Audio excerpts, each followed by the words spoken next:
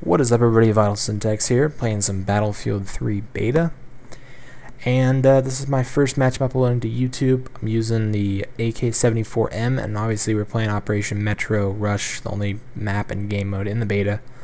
Actually, there is Caspian Border and Conquest in the beta, but all the servers that are running them, and right here I'm just you can see my gun was kind of glitching out whenever you look left and right before you respawn, but there is Caspian Border in the beta. It's just you can't play it unless you have the password. So I'm pretty sure there's, you know, maybe some of the EA people working at EA, or people at DICE, or maybe even some of the people in the Battlefield community for, you know, websites like Battlefield O or Pixelonomy or something like that.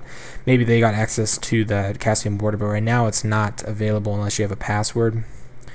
There's hopefully a chance that they're going to open that up later on next week once the open beta starts, and maybe we'll get to play Caspian Border, which would be nice because, you know, playing the same map over and over, although this map is amazing and this game is amazing, can be kind of annoying and repetitive.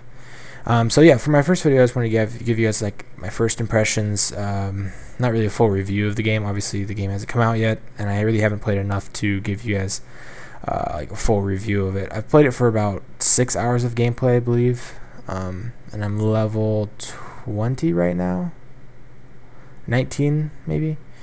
So I'm pretty high up there. I think I'm around 300 on the leaderboard for rank. So I've been playing it a lot.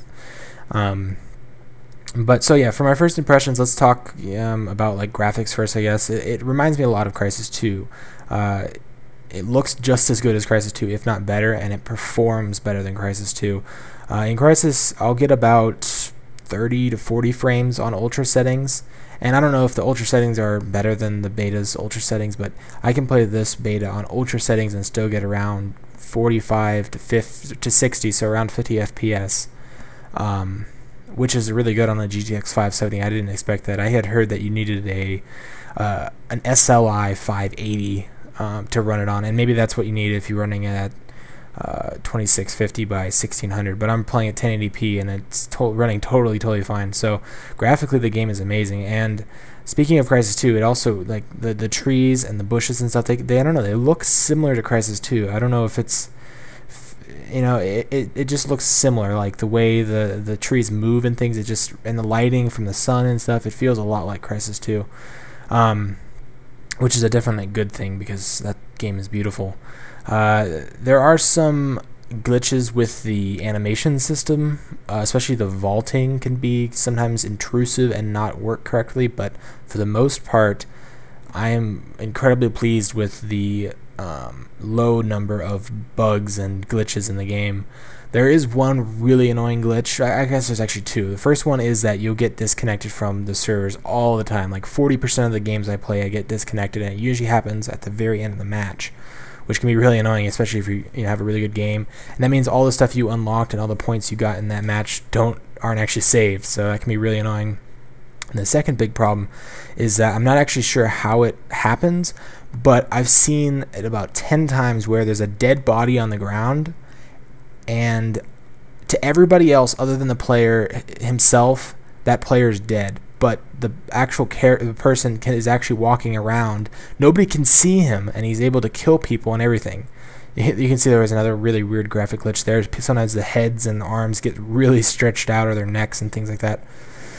So aside from those two really annoying glitches, the game is absolutely, like, basically bug-free, which is amazing at this point. I mean, you know, we are a month away from release, and they did release the beta really late, but I was expecting a lot more bugs and glitches and things like that. So some more impressions, I guess. How the game plays. It plays really well. By far the best Battlefield game in my opinion. And here I'm getting a nice triple kill. Everything, you know, from the animations, the recoil, the way the guns handle, their sound effects, everything is really good control-wise. It feels actually almost like a Call of Duty game, and I don't really know what makes it feel like that. But I was actually playing with one of my buddies the other day, last night, and he actually said this feels more like a Call of Duty game than it does a Battlefield game. And that has to do with, one, there's no vehicles on this map. Two, it's not that large of a map in comparison to what we're going to see with like Caspian Border or whatever. And 3, the controls are very, very responsive. I've heard on the consoles it's super, super good too, but even on the PC it just feels really responsive. It feels really smooth, and they did a really, really good job with the controls. Also, hit detection is like spot on. I don't know if that's just better dedicated servers, but oh my gosh, if you miss a person, not only is it hit detection, it's also like the hitbox. But if you hit a person and you miss them by like an inch, then it won't register it. But if you hit them almost every single, I've never had like a missed bullet. If it actually hits them on my screen, it always gives me the hit marker and it always counts as doing damage. So I haven't had any problems with hit detection. I've also been playing on mostly California servers, so I'm getting really, really low pings. That might also have something to do with it. Because sometimes when I'm playing Bad Company 2, I play on higher ping servers to play with friends that are out of the state or whatever. And also, the hitbox is totally fixed from Bad Company 2. One of the problems, I don't know if you ever noticed it, but there was a huge problem with the hitbox in Bad Company 2 where characters were running. The hitbox wouldn't, like when you're running, you're leaning forward. But the hitbox in Bad Company 2 wasn't leaning forward. Your character was technically still standing perfectly straight up. So if you tried to shoot them in the head, you would miss. Or anywhere above, I guess, their torso, you would miss every time, which is a huge problem, and they never fixed it. But it's totally fine in Bad Company 2, in Battlefield 3.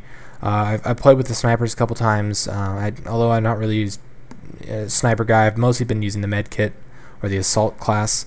But hit detection and hit registration is perfect. Probably the best I've ever seen in any game. And then let me talk a little bit more about the classes. So you probably already heard this before, but there's the 4 classes. They're a little bit different than Bad Company 2. The assault is now the medic, and the support is now the assault, if that makes sense, from Bad Company 2. So the assault does the assault rifles and med kit and reviving and things like that.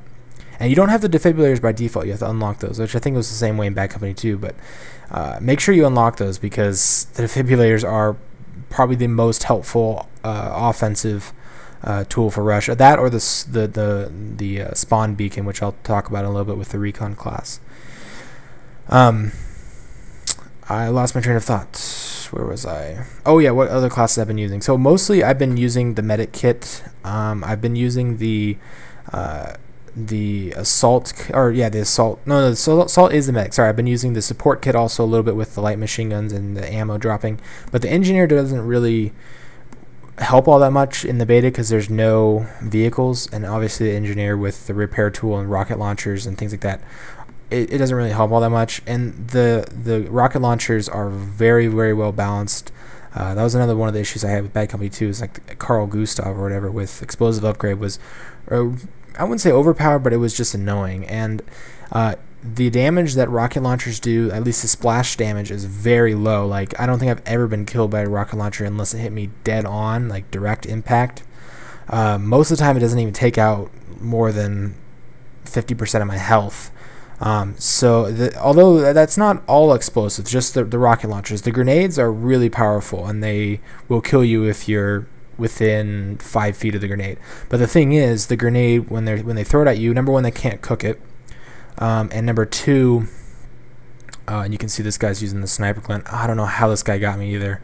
I was so mad when he got me.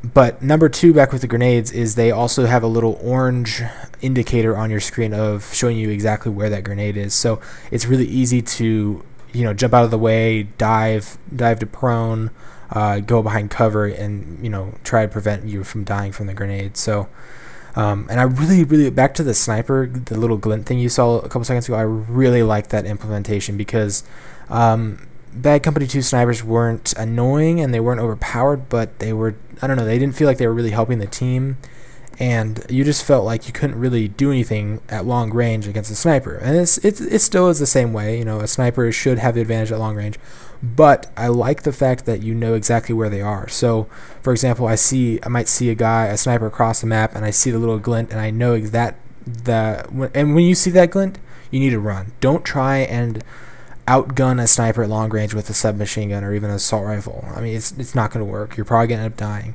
The best thing you can do is go behind cover or just run to cover.